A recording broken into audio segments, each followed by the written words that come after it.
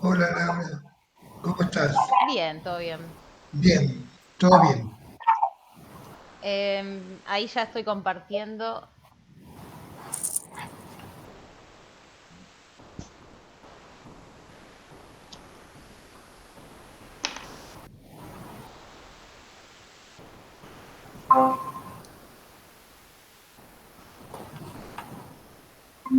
Avísenme si ven ahí la presentación. Ahí está, los Sí, adioses. sí, los adioses, sí. Se ve perfecto. Genial. Bueno, em, la vez pasada vimos El Pozo y hoy vamos a ver Los Adioses. Entiendo que los tres la leyeron. Sí, Que es ya como de un periodo más mediano, de una época más madura de Onetti como escritor. Digo, el Pozo fue, como dijimos, eh, la primer novela, lo primero importante que publicó él. Así que, ¿qué les pareció antes de empezar? A Excelente. mí me, a mí me gustó. me gustó, pero un poco complejo. ¿Ok? ¿Por algo en A mí me particular? gustó. No, no, porque como es una descripción del otro en función de su propia déficit, como una proyección. Sí, sí, sí, va por ahí. Así Claro, que, a mí me hizo sí, esa idea de cómo, sobre todo en los pueblos, ¿no? La gente se arma toda la historia del otro, como que lo conociera tanto, y en realidad muchas veces se habla más desde la imaginación que de lo que realmente es. Sí, va un poco por ahí, vamos a hablar un poco de eso, porque eso es importante en particular para la construcción de este texto. Está un poco más adelante en la presentación, pero nunca tenemos información de primera mano, quizás recién al final, y el relato está estructurado a través de esa idea, del chisme, Claro, del secreto, del chisme, del rumor, del chisme, chisme en ese sentido. pero chisme y rumor, que es más imaginación que o sea, no es que se cuenten datos y la gente arma, sino que todo es armado, porque en sí él nunca habla de su vida privada. No, pero bueno, extrae datos de determinados momentos, más allá de lo que ve cuando habla con la chica en el bar, en la fiesta, por ejemplo. Claro, sí, es de lo que van viendo, van imaginando y van armando una historia. Y de algún datito que va y viene, digo, el enfermero, por ejemplo, sí tiene más información. Ahora vamos a eso igual. Entonces, de vuelta, tenemos una novela que, repito, que sea una novela no tiene tanto que ver con la extensión, es decir, es más corto que una novela o, es, o que es más larga que un cuento, sino que tiene que ver con cierta organización interna y en particular con el papel del narrador y como dijimos, lo que se narra es una historia muy específica que está como muy acotada a un punto de vista. De vuelta, está estructurada a través de un secreto, de un chisme, y acá tenemos a un narrador que es clave porque es a través de él el que nos cuenta todo. Es un narrador testigo y esto se marca mucho en el tipo de verbos que usa. Incluso cuando empieza ya usa. Quisiera no haber visto, me basta verlos. Usa mucho el verbo creer, creo, no creo, pienso que, ¿sí? O sea, es un narrador que desde atrás, no sabemos cómo se llama en ningún momento, y que desde atrás es el almacenero, eh, almacén, yo entiendo que es como una almacén bar, digamos, pero detrás del sí. Sería como un almacén de ramos generales, que era lo que había antes. claro, sí, eso, pero que es alguien que está la mayor parte del tiempo atrás del mostrador del almacén, sale muy pocas veces del almacén, el narrador, y desde ahí nos va narrando toda la historia de este enfermo, ¿sí? Y nos narra siempre su punto de vista, es totalmente el punto de vista del narrador testigo. Con lo que él interactúa, con lo que él ve, con lo que él cree, lo que él piensa, es lo que sabemos nosotros, no sabemos otra cosa. Y acá, bueno, esto es para preguntarnos más adelante, más al final, pero también vamos a tener que pensar por qué este narrador elige a esta persona, a este enfermo, para hacer todo este relato, ¿sí? No sabemos dónde está inscripto esto, además. Digo, es una narración que nos narra él en primera persona, pero no sabemos si esto es su diario, si se lo está contando a alguien, si está divulgando el secreto, digamos. Y ya desde el principio, que esto también es importante, estoy en la primera página, ya desde el principio sabemos, a ver, no importa tanto la historia, sino que al narrador le importa tener la razón. Está esta idea de que él quiere tener la razón, de que él adivina lo que le pasa a la gente que está en el pueblo, ¿sí? Hay algo medio de profético. Él dice, yo lo veo y ya sé qué tiene, yo lo veo y sé que le va a pasar. Por eso, si bien en el medio de todo este relato tenemos como cierta historia de un enfermo en particular contada de principio a fin, acá el relato está más centrado en el narrador y de qué es lo que le va a pasar al narrador con toda esa otra historia. ¿Se entiende ahí? Sí. Sí. Sí, Entonces tenemos a este narrador. A ver, este texto es muy reconocido porque en realidad hay muchas estrategias literarias que lleva adelante el narrador, porque de vuelta, este narrador es un poco una reflexión de cómo se cuenta un relato, porque todo lo que está haciendo él es construir un relato alrededor de la nada misma en el fondo, de lo que ve, de lo que piensa, de lo que intuye o de lo que le parece. Entonces, lo que él usa son muchas estrategias, pero en particular la estrategia es narrar su diferencia con el otro. Todo el tiempo él se ubica en un lugar de mayor importancia de todo el mundo que lo rodea. Digo, él tiene este carácter profético que puede solo por ver ciertas cosas adivinar de qué está enfermo alguien, cómo va a terminar.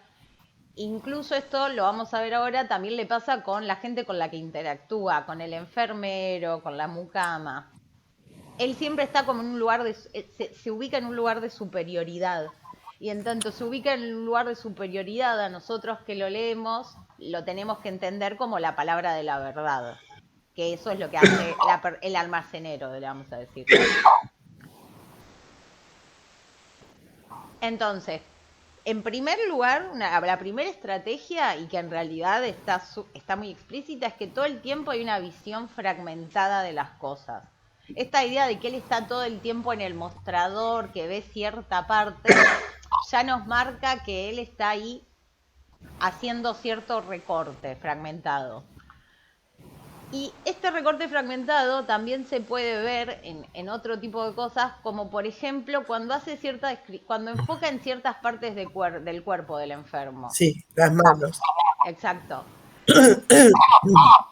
Acá leo este fragmento cuando él solo está mirando al cuerpo del enfermo, dice al principio: quisiera no haberle visto más que las manos, me hubiera bastado verlas cuando le di el cambio de los 100 pesos y los dedos apretaron los billetes. Trataron de acomodarlos y enseguida, resolviéndose, hicieron una pelota achatada y la escondieron con pudor en un bolsillo del saco. Fíjense cómo en este fragmentito enfoca en las manos, solo describe las manos.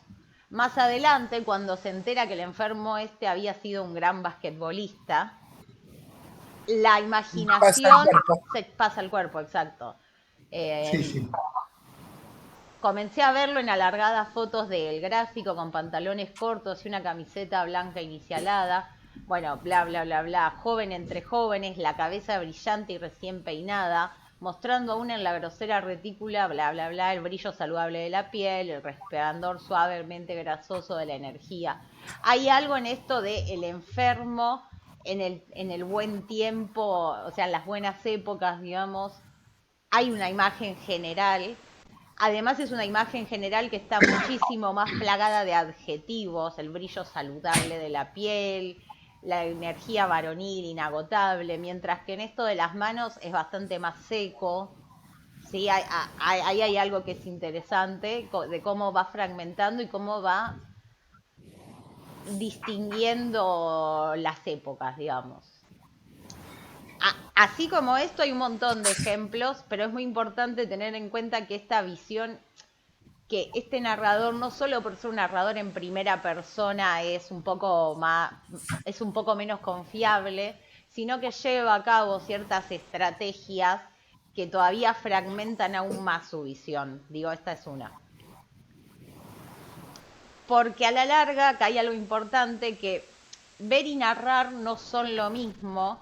En tanto, para narrar hay determinadas estrategias, si bien se puede narrar lo que se ve, se llevan a cabo determinadas estrategias que tienen que ver con seleccionar, que eso es lo que hace el almacenero. Él no nos cuenta todo, él elige qué contarnos todo el tiempo. Por eso fragmenta todo lo que ve. Y una cosa más, y que esto es algo que hace bastante Onetti, que lo traigo acá, porque este tipo de narración, esta fragmentación tan grande, lo que lleva es a desnaturalizar la percepción de lo real. Digo, cuando nosotros vemos a alguien, no le vemos solo las manos y no hacemos toda esa descripción de cómo las manos hacen algo, ves algo más acabado. Acá al enfermo se lo va narrando como por partes y por ciertas cosas que hace. No sé, por ejemplo, esto del traje que usa para ir al centro. Bueno, ahí se elige y se va eligiendo. Digo, nunca vamos a saber si todo lo que hacía el enfermo era todo esto que nos narra, pero en tanto el narrador, el almacenero, elige contarnos esto, nosotros creemos que es lo único que hace. Y la descripción también la descripción es fragmentada, ¿no? Primero describe las manos, después la espalda, después el traje, como va describiendo por partes el cuerpo, Claro, no globalmente, ¿no? Claro, y también eso no hay una descripción global. Como si lo fuera descubriendo por partes, ¿no? Exacto, que claro. eso es la desnaturalización de la percepción de lo real. Vos a nada lo ves por partes, vos ves todo, Claro. Después ves las partes, un poco es eso. Y esta descripción por partes primero también es la síntesis de la persona y después se analizan las partes. Y él hace al revés. Claro, pero ahí vuelvo a esto. También ahí podemos pensar, yo no lo pensé tanto, pero podemos pensar por qué primero elige las manos, por qué después la espalda, por qué se enfoca tanto en el traje. Por ahí es más fácil porque quizás desentona mucho con la zona. Pero esta descripción tan fuerte de las manos tiene más que ver con el almacenero o con el enfermo. No sé cómo decirlo. ¿Cómo explicarlo mejor? Claro. Se podría pensar por qué el almacenero elige ciertas partes del cuerpo para describir. Digo, primero elige las manos. Al escribir las manos describe la transacción que llevan ellos a cabo de darle el cambio, digamos. Sí, sí. Pero si lo pensamos más sabiendo que el relato empieza cuando él ya sabe cuál es el final. El almacenero cuando empieza el relato ya sabe lo que pasa al final.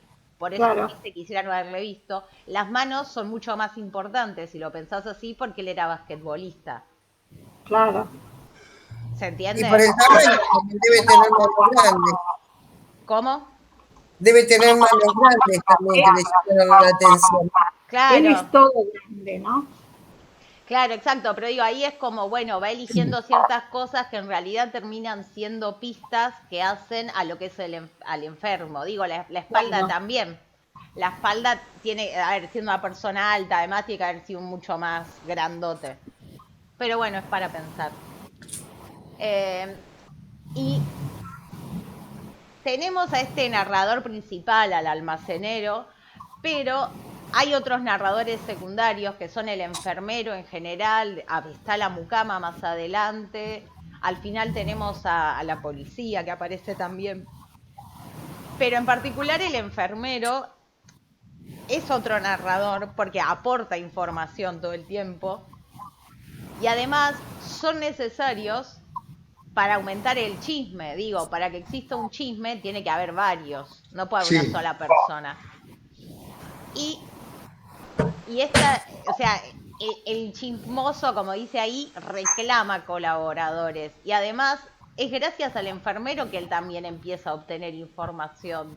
Digo, hay una construcción que hace el almacenero, pero el enfermero es súper necesario porque tendría información más de primera mano, digamos.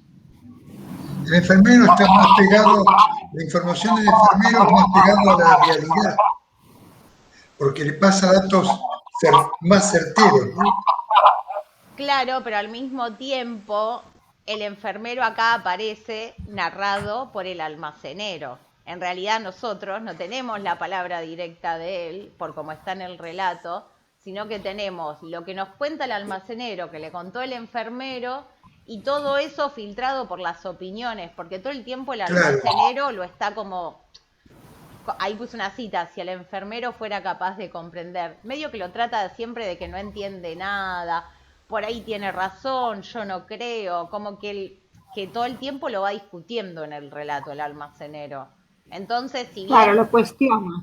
suponemos que debe tener mejor información, ya de por sí, de hecho es el enfermero, tampoco tiene nombre, o sea, ya por suponer que es el enfermero sabemos que tiene mejor información, pero de vuelta, está todo el tiempo cuestionada dentro del relato por el almacenero, que o sea, la usa de fuente, pero también como para alejarse. Y para El enfermero se acerca más al chisme y el almacenero se acerca más a apreciaciones propias. también, pero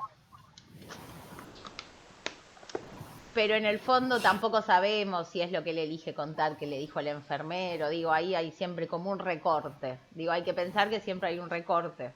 Esto es un relato del relato, digamos. Sí. Porque en el fondo lo que está en este relato es eso, es una gran reflexión sobre qué es narrar, en tanto que es la figura del autor, qué es narrar algo, qué implica contar algo. Digo, porque acá este almacenero todo el tiempo quiere tener la razón, ya vamos a llegar al final, pero digo, en el final lo que hace es quemar las cartas que muestran que él no tenía razón. Fíjense que a él le importa mucho mostrar que él tiene razón. Ante nadie, en realidad. Porque no sabemos ni en dónde está inscrito todo esto. Digo, puede ser un diario, se lo puede estar contando a alguien. Pero acá hay algo muy importante para el narrador, que es tener la razón. Porque él, no sabemos por qué, podemos pensar, pero digo, esta idea de que él también estuvo enfermo, pero está vivo, lo hace sentirse más dueño de la verdad, digo, o de juzgar al resto de los enfermos, porque es lo que se la pasa haciendo, no sabemos. De hecho, sabemos bastante poco de la vida del almacenero. Fíjense que no sabemos casi nada de su vida, pero sí sabemos cómo él va tejiendo todas estas historias del resto. Y ahí hay algo que es muy importante. Si estamos hablando del tiempo de que el almacenero es un narrador, nosotros como lectores somos un chismoso más, ¿sí? Porque funcionamos así, funcionamos como los que hacen circular el chisme, el secreto, porque estamos recibiendo eso. Y ahí lo que aparece es como cierta relación circular entre el narrador, que es el almacenero, el chisme y nosotros. Porque como chisme, me parece que como chisme no deja claro, a mí no deja claro cuando él habla de la muchacha y la mujer. Ahora nos metemos con eso si quieren. Pero ahora vamos a eso. Pero digo, acá nosotros terminamos siendo un eslabón clave en este tipo de relato. Todo el tipo de relato que funciona alrededor del chisme, hay muchos. Hola. Esperen. Mira, te llamo en 5 porque estoy con el curso. Te llamo enseguida. Ahí está, bueno, ahí cortó. Puede pasar. Sí, no, que todo tipo de relato que tenga el chisme como centro, hay muchos. El lector es clave porque este narrador es posible. Este narrador, como cualquier narrador, en tanto alguien lo lea, y ahí nosotros pasamos a ser un enfermero más, si quieren. Alguien que presta el oído a todo esto. Y antes de eso, vamos a lo que me decías. ¿Qué decías de la mujer, la chica? Claro, el chisme también genera confusión, porque ¿quién es la mujer y quién es la muchacha? Como, no me quedaba claro cuál era el papel de la mujer y de la muchacha en la vida el narrador no clarifica bien qué papel juega la muchacha y la mujer. No quiero llegar al final todavía, pero lo explicamos un poco. Si quieren, acoten. No, pero aparte, Sí. a mí me da la impresión de que el narrador te hace entrar en esto de pensar que él tiene dos mujeres. Que el que En el momento, como para que tu imaginación te lleve a inventar una historia paralela, ¿no? Porque él hace todo, o sea, arma todo en base a algo que él supone que que también el enfermero ahí en el lugar suponen, pero no es la verdad. Por eso es lo del chisme, y por eso es que yo decía que parece tipo pueblo, porque se crean esas historias sin Sí, pero relación. vos fijate que Pero voy a en la medida que transcurre la novela, solamente al final se revela, pero uno piensa como lector, entra en el juego del narrador. Exacto, vos entras en el juego porque cuando él dice, bueno, aparece la primer mujer, le vamos a decir la mujer y la muchacha, la chica. Sí, sí. O le dice así. Cuando aparece la mujer le creemos. De hecho, dejan de llegar esas cartas. Fíjense cómo también... Claro. Ahora voy a las cartas, pero las cartas son clave, porque son un gran medio de la circulación del chisme. Pero acá las cartas aparecen no leídas primero como el contenido, sino como las letras del sobre, digamos. Sí. Pero además que las cartas son el inicio de toda esta historia. Claro, porque ahí es como que él supone que las cartas son dirigidas a distintas personas, entonces son historias distintas.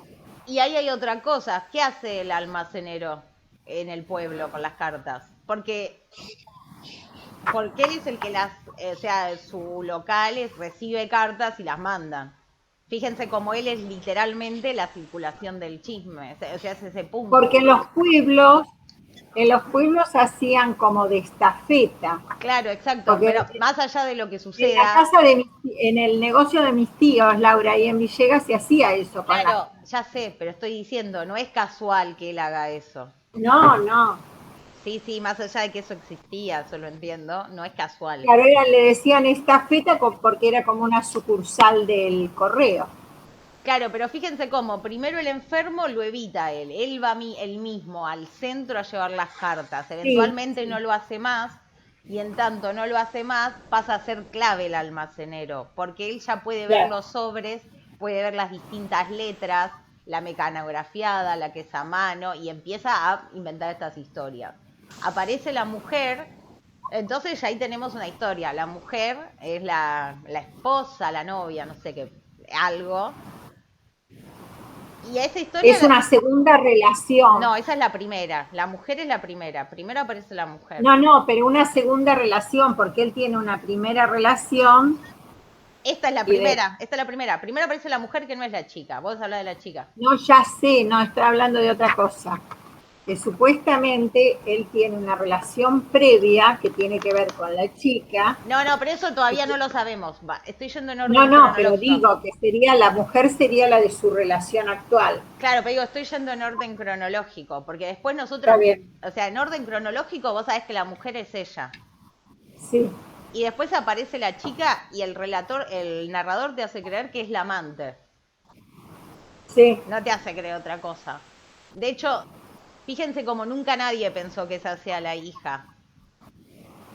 Recién nos enteramos al final y el único que termina sabiendo eso, o sea, no sabiendo, pero el único que no termina teniendo razón es el narrador y quema las cartas. Bueno, el narrador, de alguna manera, nos hizo entrar en el juego porque yo creía que era amante, una era la mujer y otra la amante. Totalmente, lo crees todo el tiempo, porque le crees lo que te cuenta, porque esa es la eso es lo que eso logra. Es el núcleo del chisme. Exacto. El núcleo del chisme es la deformación de una realidad. Y fijen cómo Y también... además que uno cree lo que le dicen en el autor, el que escribe, ¿no? Uno cree en el narrador generalmente. Sí, y fíjense cómo también hasta que aparece la chica pasa bastante el relato. Pasa Sí. bastante. Y como va pasando bastante, hasta ese momento vos le vas creyendo todo. Digo, esto no lo podría haber hecho antes. Hay toda una construcción previa para que cuando aparece la chica, que aparte se comporta como una chica joven porque hace determinadas cosas en esa fiesta de fin de año. Pero fíjense que cuando llega eso vos crees y crees que es todo muy casual y como que pasó. Y hay otra cosa que la ubica a esta chica como la amante, porque es cuando el enfermo se compra la casa esta de los portugueses. Claro, cuando alquila la casa y se va con la chica a la casa. Y automáticamente, como personas, lo primero que pensamos es que está de trampa porque no va al hotel. Claro. Digo, hay ciertas relaciones que el narrador no las explicita, pero nosotros también nos las hacemos, porque en el fondo también somos chismosos y suponemos que pasan ciertas cosas, ¿entiende? Digo, ¿por qué no la Sí. lleva al hotel? ¿Por qué se va a la casa? ¿Por qué hace esto? ¿Por qué hace lo otro? Entonces vos decís, claro, debe tener razón. Pero bueno, vuelvo a esto. Para la circulación del chisme, las cartas son clave. Y no solo por esta idea de que circulan, que van y vienen, que llevan información, que traen, sino son las que al final tenían el secreto y tienen un papel revelador, porque al final, ¿qué pasa? ¿Quién era la chica al final? La hija. La hija. Y como decías vos, la otra en realidad era la nueva novia, digamos, mujer, no sé. Claro. Él tenía una primera relación, la madre de la chica, y tenía una segunda relación con esta persona que aparece en primer lugar. Lo que a mí no me quedó claro es lo del hijo de esa mujer, porque esa mujer en el segundo viaje aparece con el hijo. Sí, pero es hijo de ella. Claro, era hijo de ella, no era hijo de él. No, no. Aparentemente, no sé. Es que en realidad no lo sabemos. ¿Por qué no lo sabemos? No se dice, claro. Porque no se dice. Sí, Por eso digo aparentemente. Eso es lo que no me quedaba claro. Claro. Todo el relato, el narrador, no me quedaba claro ese niño, ese chico, era hijo de quién. De ella Yo pienso que Era hija de ella. Para Él mí, no demostraba cariño como padre. ¿eh? Que él no demostraba cariño de padre.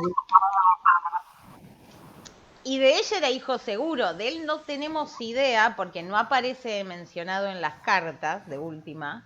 Y porque en realidad no sabemos. Digo, hay cosas que no sabemos, muchas cosas que en realidad no sabemos. Lo único que sí sabemos, porque en este tipo de triángulo amoroso que inventa el almacenero, las cartas al final lo que develan es que todo eso que él había tejido, que había llevado de acá para allá, no existía. Digo, pero no sabemos más que eso, que es lo más cerca a la verdad que tenemos, es que pasa eso y que se mata al final, digamos. Más no sabemos.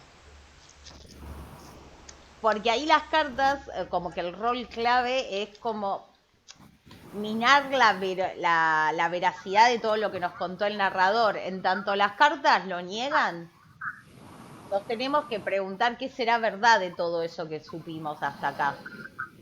Porque quizás nada. Claro, porque todas son conjeturas que armó el almacenero. El almacenero. Claro. Sí, inclusive la muerte del personaje no queda claro por qué. Porque estaba enfermo él. Para Sí, mí, pero uno lo infiere, pero no queda claro en el por qué.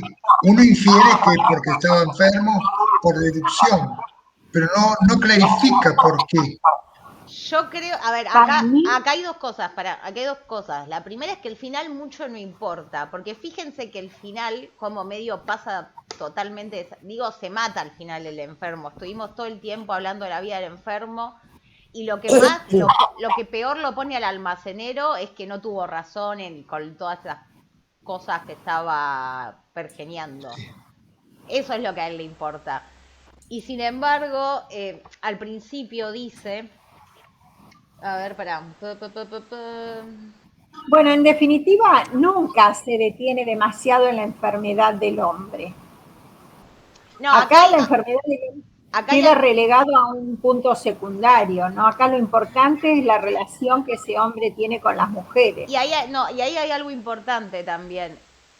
¿Dónde, o sea, si bien no se especifica en dónde estamos ubicados? Para mí, sí, seguí. No, digo, no se especifica, pero es muy claro en dónde están. Claro. ¿Dónde?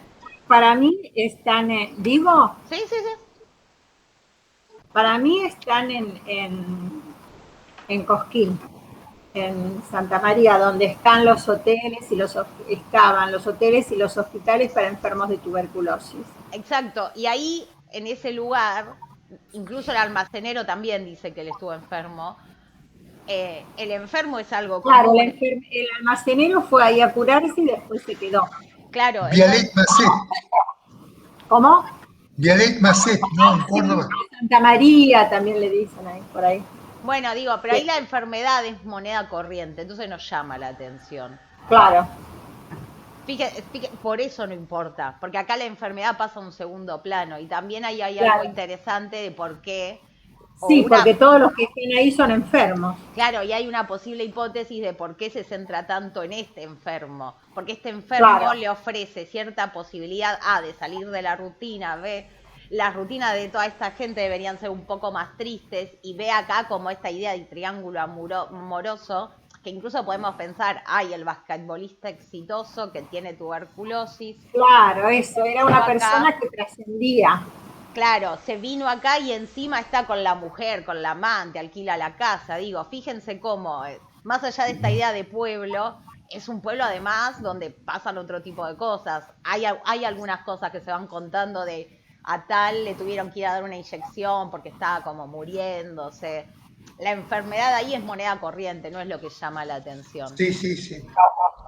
Por eso está el enfermero como un narrador que ubica la enfermedad como central, porque el enfermero siempre aplica inyecciones y menciona a algunos enfermos terminales o graves.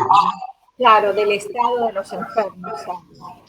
En cambio, acá la centralidad para el principal narrador es la relación, porque en sí la enfermedad es con moneda corriente. Y esta relación, que podríamos decir una relación que él la ve como una relación extramatrimonial o ilícita, o hay algo en esa relación que no es lo corriente, que es lo que le llama la atención y crea la historia. Y también ahí aparece otra cosa, digo, si bien no sabemos casi nada del almacenero, entendemos que su vida es bastante rutinaria, que no pasa nada, que no tiene emociones. Siguen como emociones, pero tampoco tiene mucho. Fíjense que sus vínculos, por lo que nos cuenta, se vincula con el enfermero, el doctor, el chico que lo ayuda en el bar. No sabemos si tiene familia, si parecería estar solo además, que eso es clave. Entonces es como que vive un poco la vida a través de lo que él piensa que le pasa al enfermo este. A los demás. Ahí hay algo también medio de, mientras yo cuento y pienso en todo esto, me distraigo y me divierto. Digo, como algo un poco más morboso, si querés, porque hay mucho tiempo invertido en inventar todas estas historias. Incluso en guardar las cartas. Digo, ¿por qué guarda esas cartas? Esas cartas que guarda, no las tendría por qué haber guardado. Y las guardó todo ese tiempo. Y esperó para abrir. Vos dijiste, Laura, sí. ahí veo en la transparente las cartas. ¿Por qué le das tanta importancia a la centralidad de las cartas en la narración?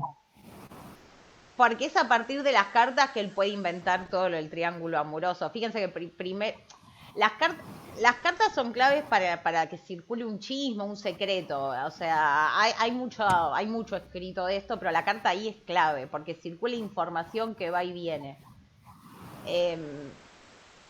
Hay un cuento de Poe que habla. Yo les hice leer la carta robada el año pasado, ¿no? Sí. Bueno, ¿se acuerdan de la carta robada? Nunca sabemos bien qué decía la carta. Pero la carta sabíamos que tenía un secreto. Bueno, es un poco eso. Las cartas tienen siempre un secreto, porque, y más para el almacenero, que primero es el que lleva, es la estafeta, primero. Entonces, por eso él puede distinguir que el enfermo recibe distintas cartas. Entonces ya empieza a pensar, ¿qué gente le escribe? Aparece la mujer, adivina cuál es la letra de la mujer, y cuando aparece la chica, adivina cuál es la letra de la chica. Y ahí Y ya sí, el color del sobre, ¿no? claro, y ahí empieza también a tejer sus propias historias. Digo, fíjense como por ejemplo la mujer escribe a mano y la chica mecanografía. Ahí también hay una diferencia del uso tecnológico de las distintas edades. Estamos en los 50, pero digo, ahí también hay una diferencia. Y las cartas ahí son claves, porque además esas cartas que él no le entrega y que se guarda, es que lo que él recién al final, cuando ya está muerto, lee y lo contradicen.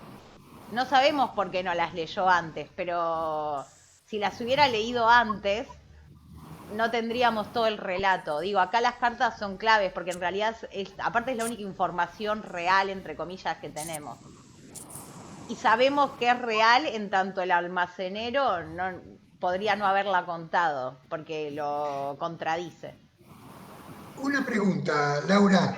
¿Él lee las cartas cuando se entera que está muerto O un poquito antes. o las lee antes? Eso es la duda que me queda a mí. Sí, Después. las lee, estoy casi segura que después, pero cuando lo dije a mí también me dio la duda. Pero las lee cuando ya están, cuando se entera que está muerto, me parece. Ahí ya te digo, lo estoy buscando. Porque me dio la duda. Para mí las lee después. Claro, ¿por qué no las abrió antes, no? El punto es por qué no las abrió antes, porque a este punto pasó mucho tiempo. Porque es como que se hubiera olvidado en un punto de las cartas. Y Y si de la abre antes enfermedad. se termina el cuento. Exacto. Un día las encuentra. Claro, pero que si las abría se terminaba. Claro. Y acá paso a otro tema, ahora volvemos a lo de las cartas porque está todo el tiempo, pero paso a otro tema porque hablábamos de los enfermos, ¿sí? Y hay algo en este pueblo de enfermos que tiene que ver con quiénes están vivos y quiénes están muertos. No se puede agrandar, ¿no? Laura, ¿Qué? no se puede agrandar esto, ¿no? Ah, sí, lo agrando así a mano, pero ahí. Ahora, dale. Yo soy medio chicato, ¿viste? Ah, la próxima pongo letra más grande, pero Mismidad y otredad. Mismidad y otredad. a ver, algo que dijimos al principio, el narrador, el almacenero, mejor dicho, todo el tiempo cuenta a los otros, no habla del mismo casi, habla de los otros. Es clave que hable todo el tiempo de los otros, pero el almacenero, que es el narrador, que es el que tiene voz, fíjense que el enfermo prácticamente no tiene punto de vista seguro, pero prácticamente no aparece ni referida su palabra. No importa lo que piensa el enfermo, no importa, o sea, no importa si... No hay punto de vista, el punto de vista es uno solo y es el del almacenero todo el tiempo. Pero lo que yo quería decir es esta idea del límite vivo o muerto. Si pensamos como en agrupaciones de personajes, tenemos una serie de personajes que están vivos y otra serie de personajes que van estando muertos. Va, uno solo, pero como que va estando cada vez más muerto. En tanto el enfermo va desmejorando, porque eso sí lo vamos sabiendo. Sí, ahí hay algo interesante, porque el almacenero se siente más vivo, inventa más historias, pero en cuanto más va desmejorando, que está más recluido, que sale menos, al almacenero le deja también un poco de importar. Y esta idea de personaje espectral tiene que ver con que en cuanto al almacenero le importa menos, porque está más enfermo, porque lo ve menos, porque realiza menos acciones, hay algo de la materialidad del enfermo que va desapareciendo, lo describe menos, habla menos de él, pasan los meses, digo, que hay algo interesante de el almacenero es un personaje vivo y los otros son más como espectros. Y ahí en esto de lo espectral también aparece todo este relato de lo que pasó en la casa esa. ¿Alguien se acuerda qué pasó en la casa antes del enfermo? Sí, ¿Qué? también hubo otros muertos. Sí, hubo tres muertos. La casa de la portuguesa, decís vos, Claro, sí, de sí. la portuguesa. En la casa de la portuguesa hubo 3 muertos, o 3 o 4, hubo muertos anteriores, ¿no? Sí. No sé si muertos por suicidio o muertos por... Sí, sí, creo que suicidio alguno, pero fíjense cómo hay algo ahí, está todo es un pueblo de enfermos, la muerte está todo el tiempo y esas muertes Claro. llaman la atención porque no parecerían ser muertes por enfermedad, parecerían ser muertes por otra cosa, que de vuelta es también lo que termina llamando la atención del enfermo, porque el enfermo no muere de tuberculosis. Eso hace resaltar a los personajes, sobre todo en un pueblo donde la muerte, digamos, es moneda corriente. Claramente es moneda corriente, más en esa época. Y ahora sí, si quieren vamos al final, esto ya lo hablamos un poco, pero al final, los últimos párrafos, Crassi. Dice el narrador: sentí vergüenza y rabia. Mi piel fue vergüenza durante muchos minutos. Y dentro de ella crecían la rabia, la humillación, el vivoreo de un pequeño orgullo atormentado. Ahí agrandé un poco. Fíjense qué mal se siente él por no haber tenido razón, que es lo que a él más le importa, ¿eh? A él no le importa el enfermo, a él le importa tener la razón en todo eso que estaba contando. Pensé hacer unas cuantas cosas, trepar hasta el hotel y contarlo a todo el mundo, burlarme de la gente de allá arriba como si yo hubiera sabido de siempre y me hubiera bastado mirar la mejilla o los ojos de la muchacha en la fiesta de fin de año, para no compartir la equivocación de los demás. Bla, bla, bla. Y dice más adelante, pero toda mi excitación era absurda, más digna del enfermero que de mí. Fíjense como todo el tiempo le da ahí al enfermero, Sí, no sabemos por qué, pero se agarra con el enfermero. Porque suponiendo que... Él se equivoca y el enfermero es el digno. Claro. Porque suponiendo que hubiera acertado al interpretar la carta, fíjense que dice hubiera acertado al interpretar la carta, todavía es como que deja ahí como un velo de sospecha. No importaba en relación a lo esencial, el vínculo que unía a la muchacha con el hombre. Era una mujer, en todo caso otra. ¿Qué pasa acá? En este parrafito.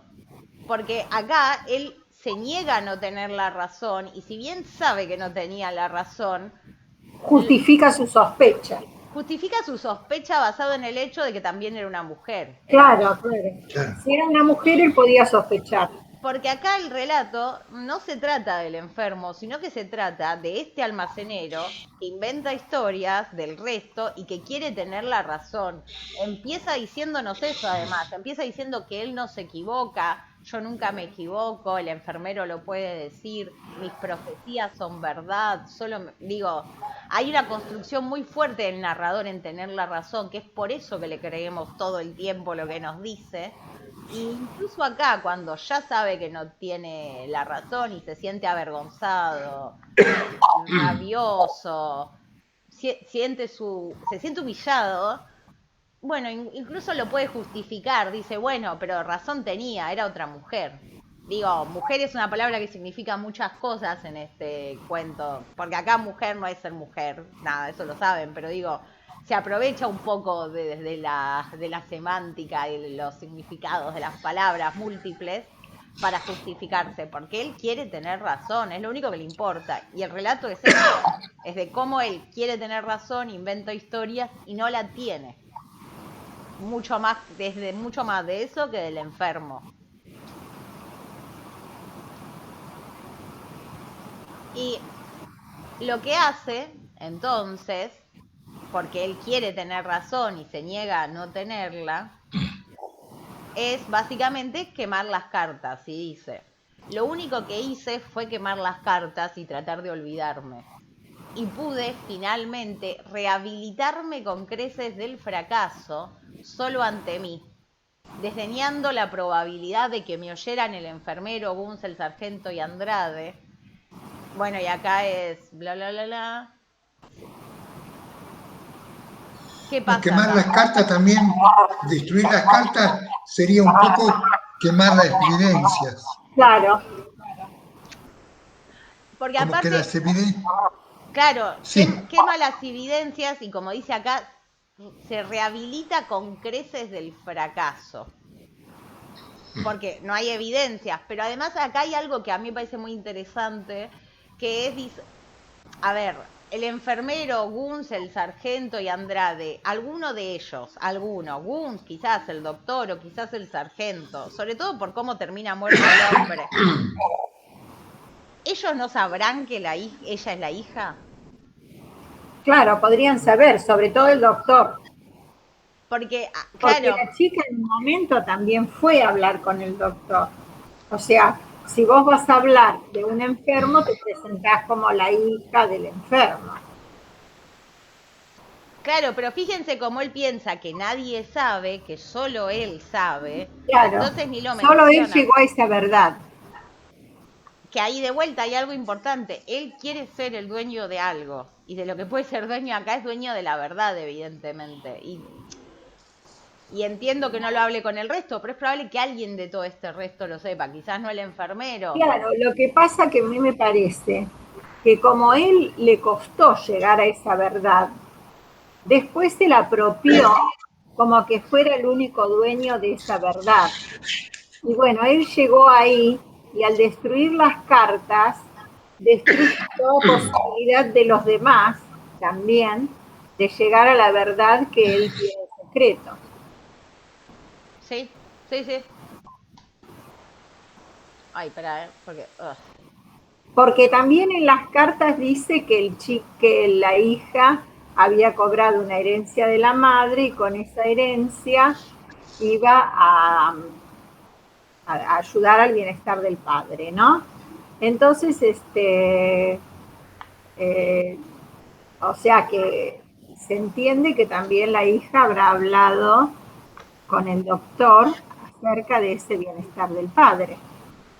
Claro, eso sí. O sea que alguien sabía, pero digo, fíjense como él igual, bueno, quema la evidencia. Claro, Pero sí hay cierta verdad del almacenero que se confirma al final.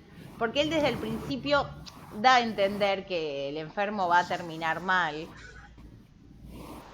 Y eso pasa, digo, y lo va tirando, no lo dice tan literal, pero va dando ideas de cómo se encierra a tomar alcohol y demás.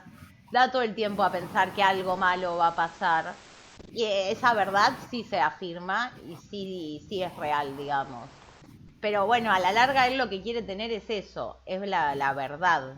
No importa por qué, además, quiere tener la razón, que es lo único que le importa. o sea, el núcleo del cuento, de la novela, o el cuento es la otredad. Más que la otredad, a ver, para mí el núcleo es esta idea de chisme, pero en tanto el chisme es lo que lo hace al narrador importante. Sí, pero el chisme parte de la otredad. Sí, sí, pero porque el chisme siempre es de otros, vos no contás tus propios chismes. Por eso, a eso me refiero. Claro, La eso sí. otredad existe porque es el punto que justifica el cuento. Sí, sí, porque hablar del otro. hablar del otro, en tanto hablar del otro, o sea, hablar del otro para el almacenero acá al menos, es construir también su propia identidad. Digo, él genera y construye una identidad de que él es el que tiene la razón, el que viendo unas pocas cosas se da cuenta de todo. Y esa es la clave, digo. Y eso termina siendo lo que al final fracasa. Digo, porque no nos importa que se muera el enfermo, sino que al final el narrador no era tan confiable. Y de hecho no es tan confiable porque incluso cuando sabe la verdad quema las cartas. A él no le importa la verdad. A él le importa a él. Y en última instancia Relato. se termina el relato porque ya no existe el chisme. Exacto, porque ya no hay más chisme posible. Claro, porque las cartas revelan una verdad y la otredad no existe más. Exacto. Y además que él no puede seguir ya hablando, porque para seguir hablando tendría que revelar la verdad. Exacto. Y ahí entonces ahora sí nos podemos preguntar por qué creen ustedes que le importa tanto a este almacenero la historia del basquetbolista. Algunas cosas dijimos, pero bueno. Por Porque ahí puede ser porque se parece a la suya. ¿Cómo? Que puede ser porque se parece a la suya, a cuando él llegó al pueblo. Es una, sí, esa es una hipótesis. Como que se O siente puede ser identificado. por lo contrario, porque en sí él llega al pueblo y se desvincula de su pasado. Ahí no tiene nada, ni nadie se acerca a él. Y el basquetbolista, sin embargo, sigue con una relación con su pasado a través de las cartas y después de la visita de las mujeres. para mí él tiene una vida muy monótona, todo igual, y el chisme le hace como que revive, le hace dar cierto valor a su existencia. Claro, y ahí hay, pero por qué este basquetbolista y no otro enfermo de todos los que había ahí? No era la única Porque este persona. basquetbolista tiene historia, anda a saber si los otros la tenían. Este tiene esa historia que empieza a verse a través de las cartas y después de las visitas. Pero nos damos cuenta igual que esa historia la conocemos porque la inventa el almacenero y se la podría Claro, haber es una inventado. historia relativa, porque también el almacenero puede tener su historia. Exacto. Bueno, pero él tiene el basquetbolista tiene historia en el sentido que él recibe las cartas y se arma la historia a través de las cartas, porque aparentemente no es que hubiera muchas cartas, ni que tampoco llegara mucha gente al lugar, porque cuando estaban esperando el colectivo, el micro, no había nadie. O sea, todo lo que sucedía era que la gente estaba ahí. Me parece que no había una conexión con el mundo de afuera. No solo de él, sino de Pero los pobladores. él, más allá de las cartas, él siempre lo miraba como, era como una incógnita que él le generaba cierta inquietud ese hombre, ¿no? Más allá de las cartas. Sí, sí, es que ahí hay algo Pero porque interesante. tenía historia, me parece. Sí, pero ahí hay algo de lo que decía Susana, que aparece como cierta identificación que no se entiende bien por qué, pero hay algo del basquetbolista que lo atrae todo el tiempo, que no solo tiene que ver con las cartas. ¿Podés hablar un poquito más alto, Laura, por favor? Pará, ¿ahí me escuchás mejor? Ahí sí. El basquetbolista tiene movimiento, tiene un físico privilegiado y tiene cierta preponderancia dentro de una sociedad que valora el deporte. Porque él tiene una vida rutinaria de cierta quietud y cierto estatismo, ¿no? Sí, y el basquetbolista acá, esto que decíamos antes de del personaje espectral. El basquetbolista al principio tiene mucho movimiento porque se pone el traje, va a la ciudad, vuelve. Sí. Digo, hay algo de ese movimiento, sobre todo al principio, pero mientras va pasando la historia, el basquetbolista se vuelve cada vez más parecido al almacenero. Digo, el almacenero está todo el tiempo en el almacén, sale rara vez del almacén. Y el basquetbolista pasa a estar vivo cuando llega, si quieren, a estar cada vez menos vivo, a estar más encerrado. Cuanto más encerrado está el almacenero, cuenta menos. Y también cuenta menos porque tampoco le importa si no lo ve. Digo, ahí hay algo también esto de, se siente atraído quizás porque hay movimiento, y cuando no hay movimiento no le atrae. También hay algo como quizás de envidia, quizás de vivir a través de, digo, porque en esto de que va, viene la mujer, se va la mujer, viene la otra, se va la otra, hay algo de vivir la vida que yo no tengo, nada. No sabemos. Ni él tiene ni los demás. Porque por lo que cuenta tampoco es que Igual hubiera es chismoso, historias. bueno, pero es chismoso en Lo general. único que hay es la relación del enfermero y la mucama. Claro, eso te iba a decir. Fíjense que del enfermero y la mucama nos vamos enterando cosas de su relación, porque Claro, a este le gusta contar lo que le pasa al resto, no es solo con sí, el basquetbolista. Es verdad, quizás no pase mucho más, pero claro, para mí no. de que nos enteramos que se van a casar, que no se van a casar, todo por el almacenero. Que tienen una relación, que se encuentran en el almacén. Es Claro, como todo lo que pasa ahí es tan poco que el que tiene un poco más de... igual ahí también ahí hago, digo otra cosa. Nosotros pensamos por ahí que es muy poco, pero está todo circunscripto a lo que pasa en el almacén. Y el Sí, almacén, y hay otros lugares. Cuando pasa lo de la fiesta, fíjense que el almacén no es el único lugar. Ahí queda un poco más claro. Está sí. el hotel, que Bueno, también, pero él lo que sabe es lo que pasa en el almacén. pero porque no sale del almacén, no tiene Claro, vida. Pero bueno, digo, ahí también hay pero algo. eso también pasa en los pueblos. Eso también sucede, que el dueño de un almacén vive su vida a través de lo que pasa en el almacén. Y no hay conexión con el mundo externo. Está bien, pero más allá de lo que pasa, digo, esto también hace a la construcción de este narrador, digo, Claro, más allá de lo claro. que pase realmente, digamos. Eh, y ahora sí, más ya más para el final. ¿Qué son estos adioses a los que se refiere el título? ¿Por qué Y el empieza? adiós de la señora que se va y el adiós de él a la vida. El adiós, sí, no te escuché. El adiós de la señora que se despide y se va, la señora del chiquito, Sí. y después el adiós que él hace a la vida, como que se despide de la vida. ¿Alguien más pensó en eso? Y yo diría que también el lugar es un lugar de los adioses. Como que la gente un poco ahí se va a despedir de la vida. Y vos fíjate que los que no se van a ver, como el almacenero, que no se va a despedir de la vida, digamos que no se muere, se queda ahí, que es como un muerto en vida.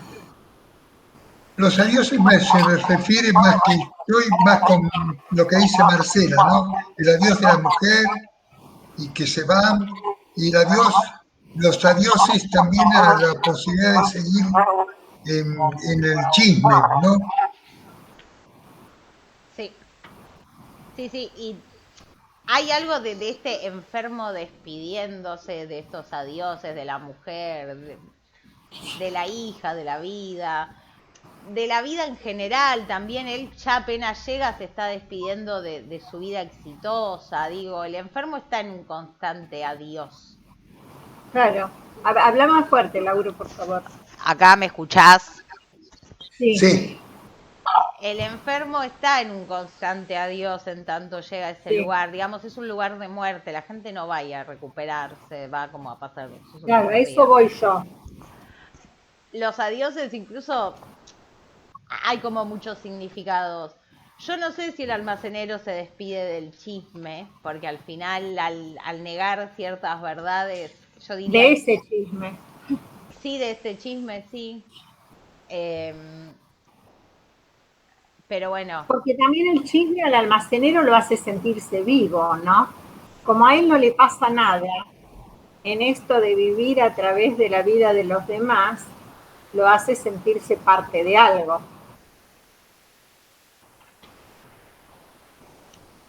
sí, es muy probable. Para que estoy buscando algo. Pero sí. Aunque quizás, bueno, encuentre otro chisme eventualmente, digo, eso no lo sabemos, pero sí hay algo acá que él también pierde.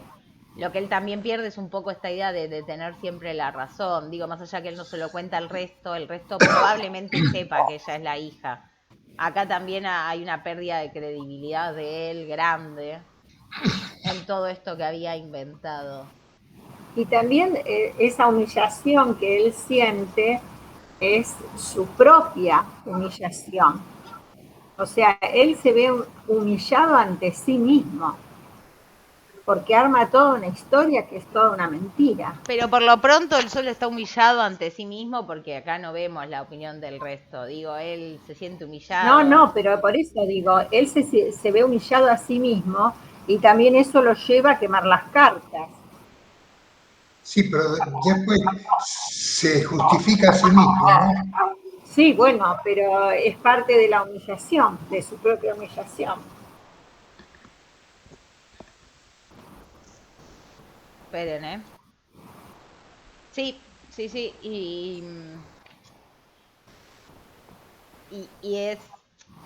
Y es interesante igual para mí esto que decían antes, esta idea de los adioses, en tanto el pueblo en general es un pueblo de adioses. Pero Claro, porque ahí la gente iba como a tratar de reponerse o de vivir sus últimos momentos de vida lo mejor posible. Pero la idea de la muerte los acechaba todo el tiempo. Pasa en Onetti, ¿no? Que nunca se sabe muy bien de qué lugar se trata. no. ¿De qué lugar, en qué sentido? ¿Qué ciudad? Sí.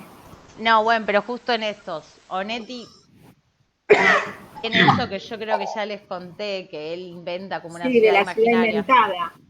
Bueno, Sí, eso es pero también inventada. cuando leímos el otro en el año pasado, ¿cómo se llamaba? Un sueño realizado. Tampoco lo ubicaba mucho en un lugar. No, eran justo dos que no pasaban en algún tipo de lugar específico. Igual era en el norte, te da a entender que era alguna provincia más del Igual norte. este cuento, esté descrito el lugar, uno se imagina ese lugar. Es que hay cosas que no hace falta decirlas Claro. también. Digo, A acá. mí, yo ya lo había leído al cuento, ¿no? Porque Laura me lo había dado a leer hace un tiempo. Y cuando ella me dijo, ¿vos lo leíste? Ya yo le dije que no. Y cuando lo empecé a leer, me empezó a pasar como una película. O sea, primero no sabía si había leído el cuento o si había visto una película. Porque a mí, al volverlo a leer, me pasó que era como que yo iba viendo una película, porque está tan bien descrito que se me hacía como, me aparecía como toda la vista de lo que iba pasando. Sí, y también hay algo que pasa con ciertos cuentos, que todas estas cosas suenan familiares. Es un poco lo que yo decía antes de cuando cae la chica y se van a la casa, y a vos eso ya te da cierta idea de amante sin que te lo digan. Hay ciertas cosas que más allá que estén bien descritas, vos vas llenando. Pero es bastante visual este cuento. Porque es muy descriptivo. Porque lo que Por hace eso, todo. eso es al punto, Claro, pero que el es tan narrador. descriptivo que uno va imaginando las escenas. Y si bien es muy descriptivo, es bastante estático. Porque de vuelta, es re importante esto de que el almacenero no sale del almacén. Entonces hay algo como que estamos ubicados en su lugar y vamos viendo lo que él ve, nos vamos moviendo con él, digamos. Sí. No sé si alguien quiere agregar algo más de esto.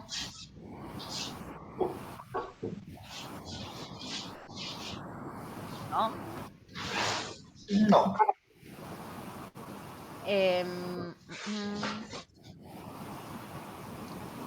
Estoy buscando algo que no les encuentro, pero ya denme un minuto para decir una cosita más nada más. Pero hay algo volviendo un poco a esto de acá, a esta historia, ¿por qué se siente tan atraído también el narrador? Que hay algo que no dijimos, que tiene que ver con como que él lo dice, que él entabla con este enfermo un duelo nunca declarado. Hay algo ahí que al almacenero se le hace interesante porque este hombre tampoco habla. Fíjense como todo el resto van y le hablan ahí en el almacén.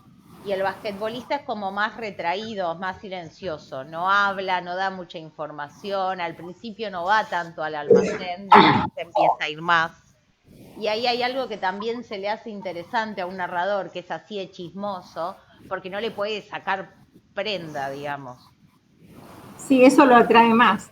Eso lo atrae más, porque en un momento, leo un mini fragmentito. Para forcejear conmigo en el habitual duelo nunca declarado, luchando él por hacerme desaparecer, por borrar el testimonio del fracaso y desgracia que yo me emperraba en dar, luchando yo por la dudosa victoria de convencerlo de que todo esto era cierto, enfermedad, separación, acabamiento. Ahí hay algo que a él lo atrae, porque este hombre, digo, también como almacenero de este tipo, de este almacén, hay algo de que la gente va y le cuenta, digo, su relación con el enfermero es esa, él está ahí, el enfermero viene, charlan de algo, hay un vínculo más cercano y el basquetbolista no se entrega a ese tipo de vínculo más cercano y eso también lo hace más interesante. Al principio casi no le habla tampoco, ni para darle el cambio. Ahí hay algo que también lo hace muy interesante para el almacenero, porque dice, bueno, ¿no me contás nada? Digo, puedo inventarlo yo. Que ahí es como, eso también es interesante. Digo, ¿cuántas veces nos sentimos atraídos por las cosas que no podemos saber? Digo, che, no está diciendo tal cosa, por algo será. Ahí hay algo que también es muy humano, digo, no, que lo hace muy humano al almacenero, porque con el almacenero, además de creerle, porque parece un narrador confiable, como lectores y que somos partes del chisme, empatizamos un poco. Porque también hay cosas que nos empiezan a dar dudas y nos empiezan a interesar. Por ejemplo, ¿por qué este hombre, este enfermo, va a la ciudad a llevar él solo las cartas? Fíjense como ahí también hay algo que es como, desprecia mi estafeta. Digo, ahí hay algo también que es como un duelo que se establece ahí. Aumenta el misterio. Y que lo hace mucho más interesante.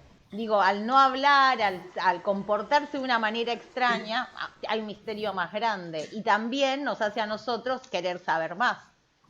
Es una incógnita.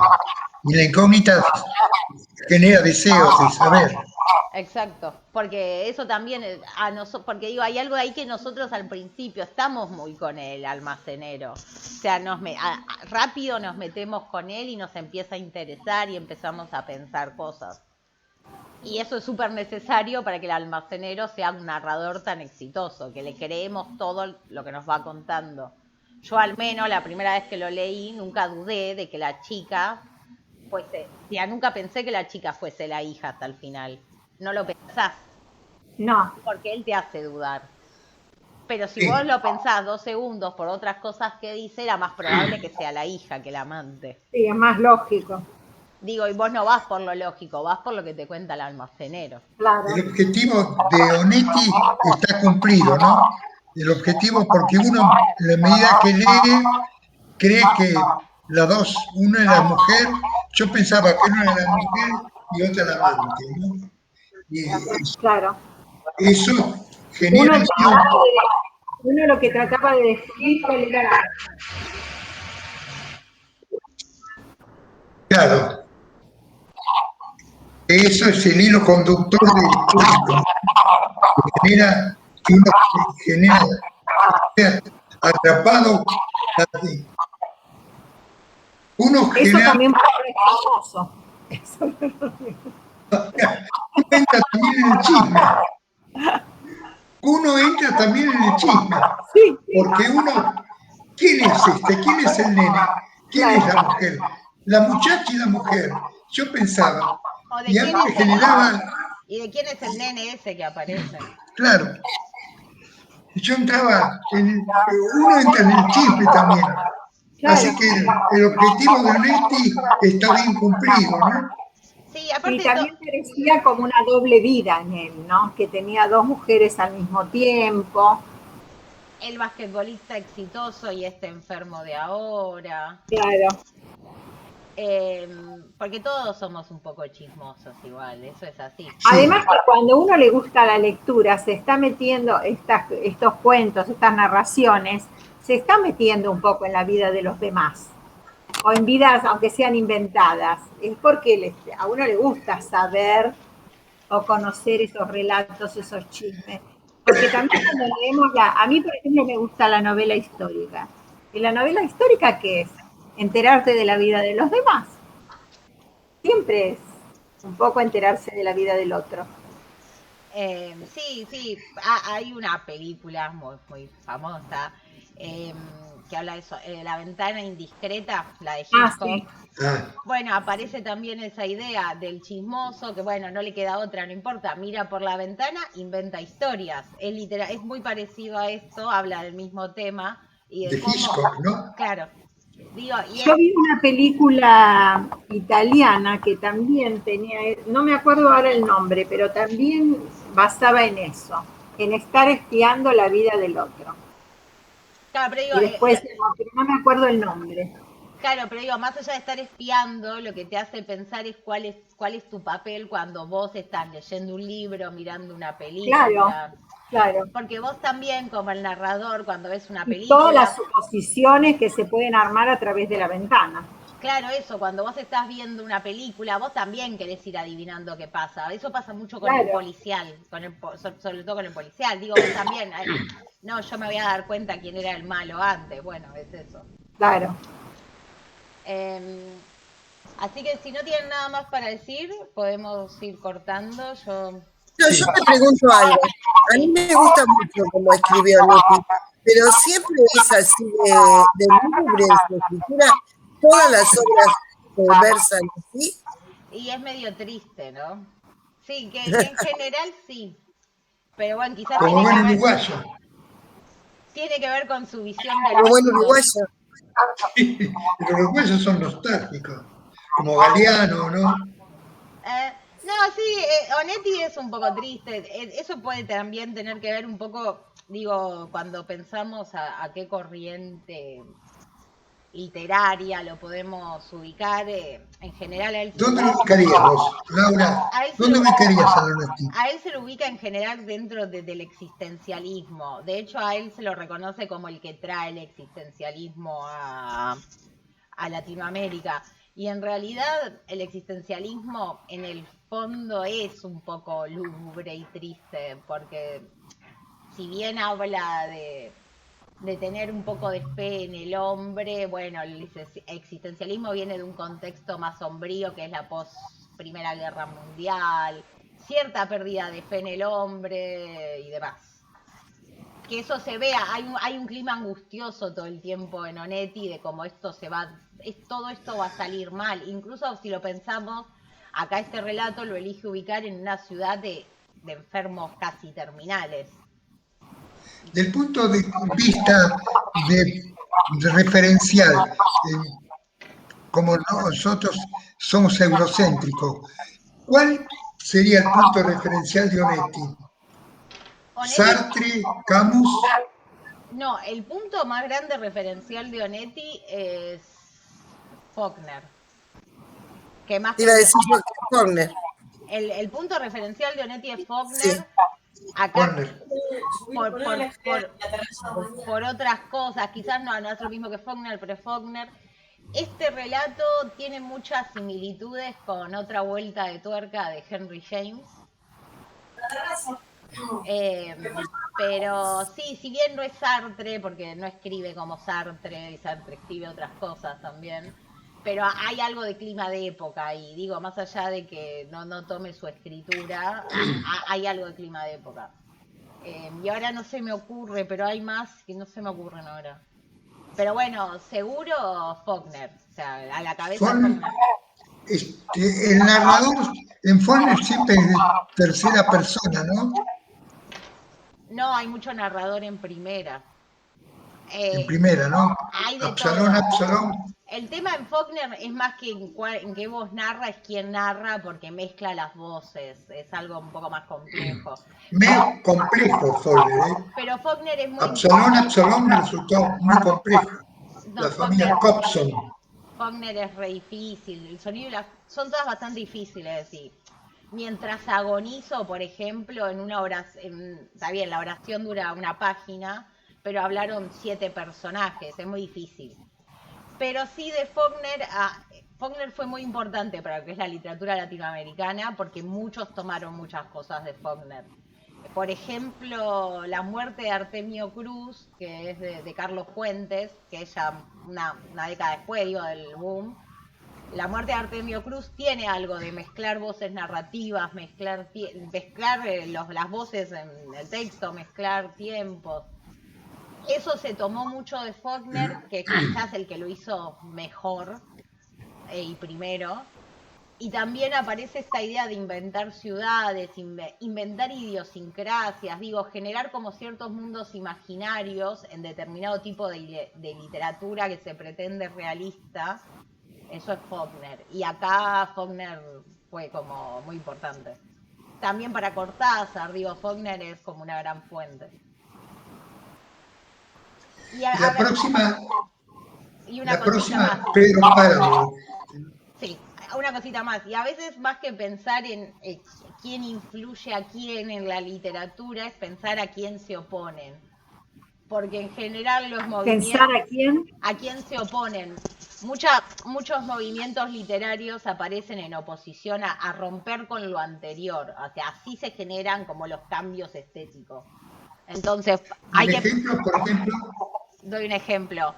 Fines del siglo XIX estaba la poesía modernista, Rubén Darío, Martí. Es una poesía que es súper erudita, de versos bastante fijos, con un vocabulario muy estrambótico, digo, el azur, la ipsipila, digo, metían palabras súper extrañas, un vocabulario muy preciosista, medio tirando a lo... Tipo Góngora. Bueno, hay algo de Góngora, pero bueno, Góngora quizás ahí eso es otra época, pero sí hay algo ahí, hay algo oscuro. El conceptismo y el culturalismo, ¿no? Volviendo a la literatura española. Cultismo, de culto, cultismo. Sí, bueno, a mí Góngora sí me gusta igual.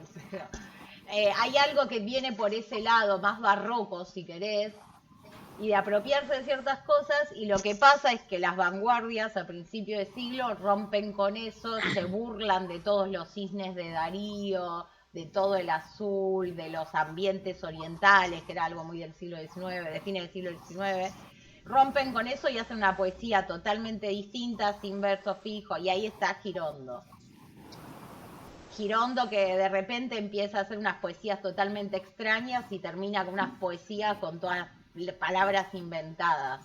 Eso, si quieren, algún día lo vemos o les paso, pero Girondo ahí lo que hace es romper y rompe totalmente. La poesía ya deja de tener un referente, una palabra, y son sonidos.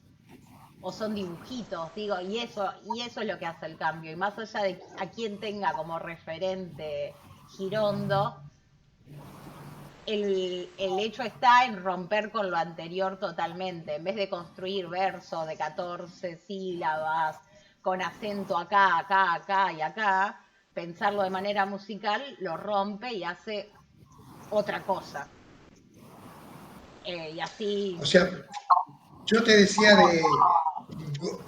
yo te comparaba Góngora con Quevedo, ¿no?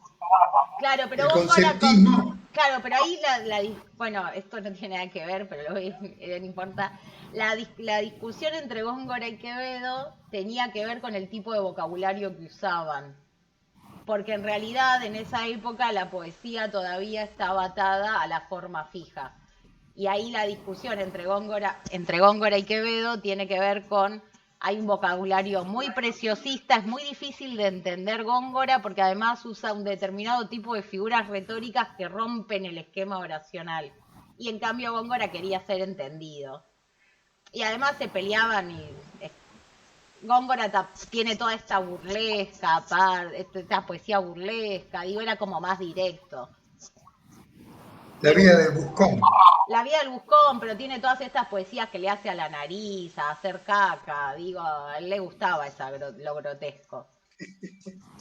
Pero también eran como dos caras de la misma época, digo, el barroco vos tenés lo súper culto, lo súper oscuro del lenguaje como que no se entiende, y al mismo tiempo tenés eso que hacía Quevedo, que era totalmente grotesco, asqueroso. Bueno, pero son los dos movimientos de la misma época, pero sí. Pero va por ahí lo que hacía el modernismo. Pero bueno, es eso. Eso es lo primero que se me ocurrió. Quizás fue el ejemplo menos apropiado, pero sí. Sí, lo que decías antes de todo esto. Para la próxima vamos a ver Pedro Páramo. Yo les paso el PDF mañana. Se súper consigue el libro si lo quieren, eso debería buscar si lo quieren. Yo lo tengo el libro. Pero les paso igual el PDF si no, y si vos terminás, igual mami última se lo podés prestar a Susana, si lo quiere, si no lo tiene. Y eso. Me fijo en la Biblia el lunes. Sí, pero seguro porque estos dos los saqué de la biblioteca también, ¿viste? También. Cualquier cosa te lo pido. Sí. Así que, y ahí lo que les quería decir es, el próximo jueves, no el otro, dentro de 15 días, es Semana Santa. Ah. Yo quizás no esté, por eso mi propuesta iba a ser, ¿qué les parecía? Hacer la clase el miércoles, sería el 31 de marzo. Está bien, no hay problema. No sé si pueden todos. Para mí no hay problema. Miércoles no hay problema. ¿No? Miércoles a esta hora. Sí, a las 6. A las 6 de la tarde. En vez de jueves serían 14 días, en vez de 15. Exacto. Exacto. Sí, así, bueno, solo por esta vez, pero bueno, porque justo es Semana Santa. Sí. Y si no me cierran todo, quizás me tome unos días. Así que eso. Cerramos ahí. Les mando mañana igual el recordatorio, el PowerPoint, por las dudas el PDF y cualquier cosa nos hablamos. Bueno, muy lindo. Un besito. Muchas gracias. Buen fin de semana. Gracias. Igualmente. Chao. Saludos, Ricardo, Sonia. De nada.